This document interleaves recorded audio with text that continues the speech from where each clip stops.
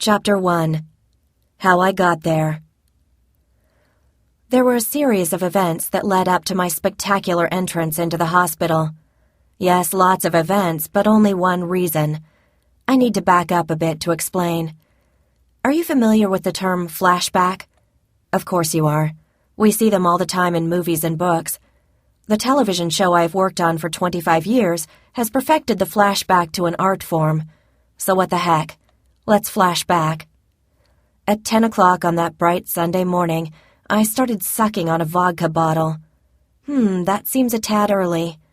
Not only that, but I continued to suck on it throughout the day. You may ask why. My psychologist sure asked. My mom asked. My kids asked. My husband asked. My nearest and dearest friends asked. It seemed to be a fairly popular question, and it's a very good question. I wasn't homeless. I didn't live in a cardboard box. I didn't rummage through garbage cans looking for dinner. I was an upper-middle-class working housewife. I had 4 kids, 1 husband, 3 dogs, and 1 cat. And in my spare time, I was responsible for the entire content of a television show that airs at 1 o'clock in the afternoon. A show that was suffering dwindling ratings. Ratings that were my responsibility to raise. In other words, I was the head writer for Days of Our Lives. It was a stress-filled, nail-biting, soul-sucking job. And it seemed as though I had about 100 people breathing down my neck, all the time. There were network representatives, producers, various types of executives, all of whom were my bosses. I call them the suits. Some of the men and women did actually include suits in their wardrobes, but execs of both sexes opted for leather jackets and jeans, socks optional, if casual was their thing. I took meetings with the suits at least once a week, and they were constantly asking me the same question, over and over. What comes next? Yeah, Sammy shooting EJ in the head sounds good, but then what's next? The airplane cabin loses pressure mid-flight, and everyone on board is dead. But then what? Hope walks in her sleep, mugs wealthy men, then during the day has amnesia, works as a cop investigating the crimes she has committed. But then what? Soap scribes write thousands of words a day. 7 acts a show, 5 shows a week. We use ridiculous, over-the-top phrases like vortex of emotions and gut-punched and thunderbolt of inspiration, but we never get to write the words, the end. And that is why the suits keep asking the $64,000 question. And then what? The questions rang in my ears. I heard it even when no one was saying it. It kept me up at night. It drove me mad. It was tattooed inside my eyelids. Because if you're lucky and blessed, it never ends. Soaps were being canceled right and left. We were under a lot of pressure just to stay afloat. This Sunday happened to occur in May. As anyone who works in television will tell you, May is a very big deal. May is what we call a sweeps month. That means the advertisers of your particular program look very closely at those 4 weeks and gauge how many people are watching your show. If a lot of people are watching, the network can charge a lot of money for advertising time. But if those numbers dwindle, everyone starts to panic, especially the suits. I'd had a very good May sweeps the year before, but not this year. This year, we tanked. We were in the proverbial toilet. And when that happens, if you happen to be the head writer, the suits, or leather jackets, continually speak at you in harsh, clipped, accusatory, and somewhat frantic tones. Not only that, but NBC was trying to decide if soap operas in general were worth keeping in their daytime lineup. When I first started working in television, NBC had 4 soaps on the air. 20 years later, they were down to 1. Ours. My bosses kept reminding me that the future of Days of Our Lives depended on me, and me alone. We were an institution. We were a franchise. We couldn't just fold up our tent and walk away. We'd been on the air 45 years. If we got canceled, it would be for one reason, because I couldn't hack it. They told me this so many times that I actually started to believe them. I started to feel the weight on my skinny little shoulders. Days employed hundreds of people, actors and crew and support staff, many of whom were my friends. If I failed, If I didn't write a compelling story and bring the ratings up, a lot of people, and I mean a lot of people, would lose their jobs. I also had a sentimental reason to keep the boat afloat. MacDonald Carey was a wonderful man, a grandfather figure to millions. He played Tom Horton on Days since it first aired in 1968. He died many years ago, but as I wrote the Christmas show every year, I never forgot to have someone hang his Christmas ornament on the tree. It was a symbol. Family never ends.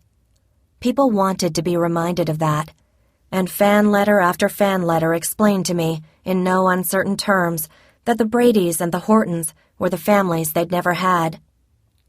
When Frances Reed passed away recently, it was emotional for me. She too had been on the show since the beginning, as Alice Horton, Tom's loving and supportive wife. Frances and the fictional character she played had been a part of my whole adult life. And I wasn't the only one who felt this way. If the show was ripped off the screens of our dwindling yet loyal fans, I would feel as if I were orphaning real people. Good people. People who worked hard for a living and just wanted to come home to unwind to their stories. But times were changing, and our audience was slowly disappearing, and no one knew what to do about it.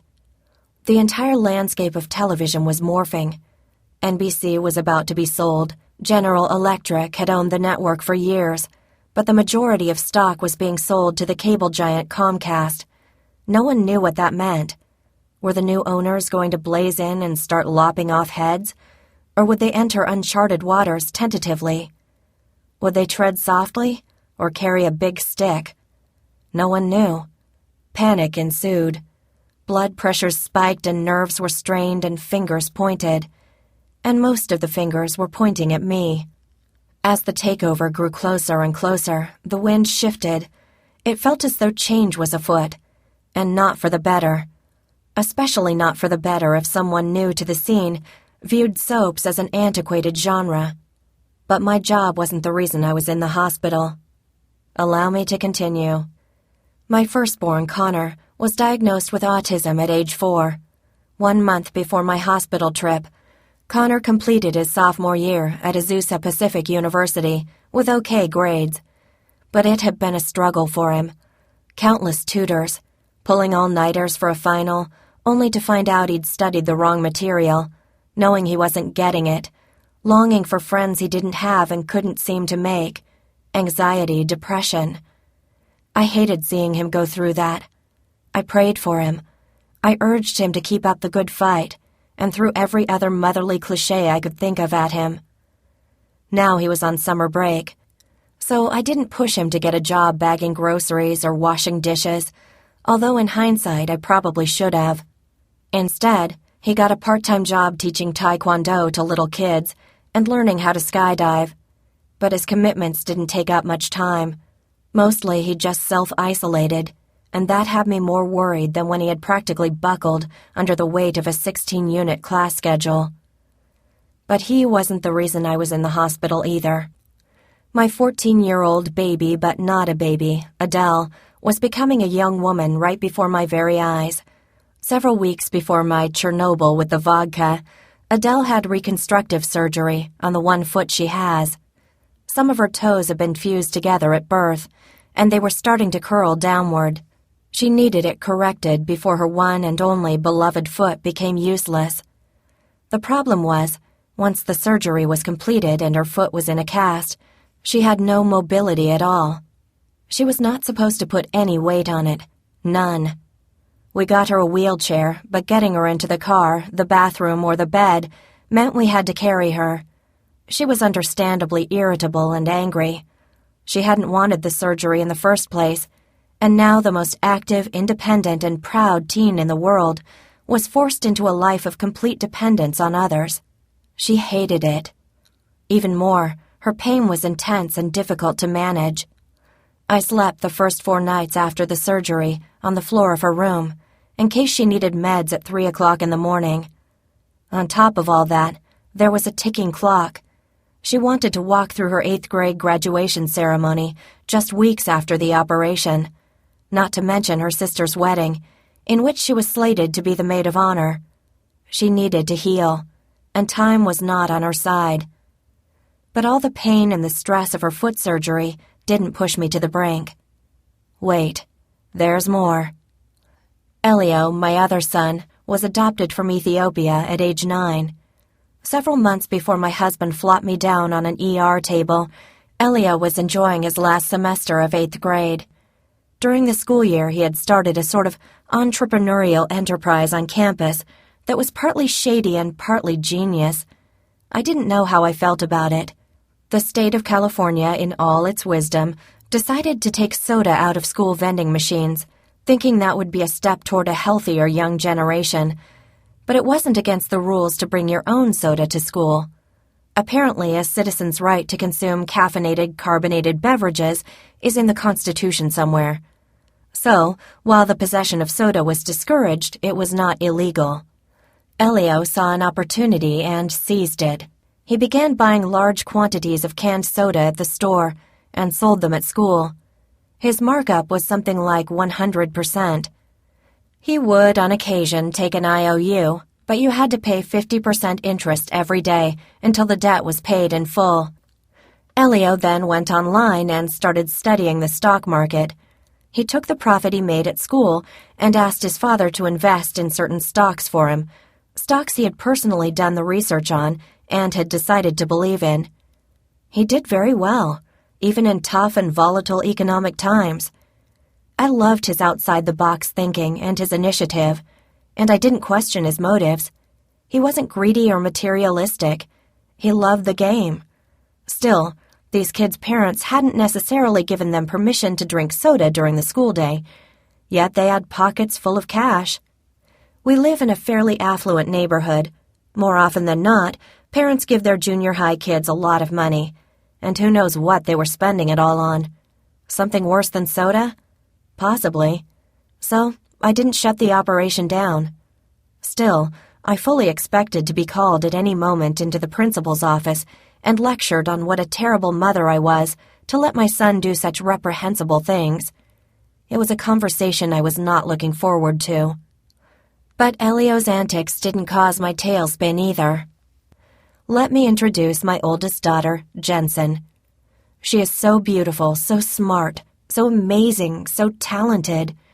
Everyone loves Jensen. But I get to love her the best and the deepest because I am her mother. And she's not just my daughter. She's also my very dear friend. So you can imagine my shock when she came home for spring break her sophomore year at USC and told me she was pregnant.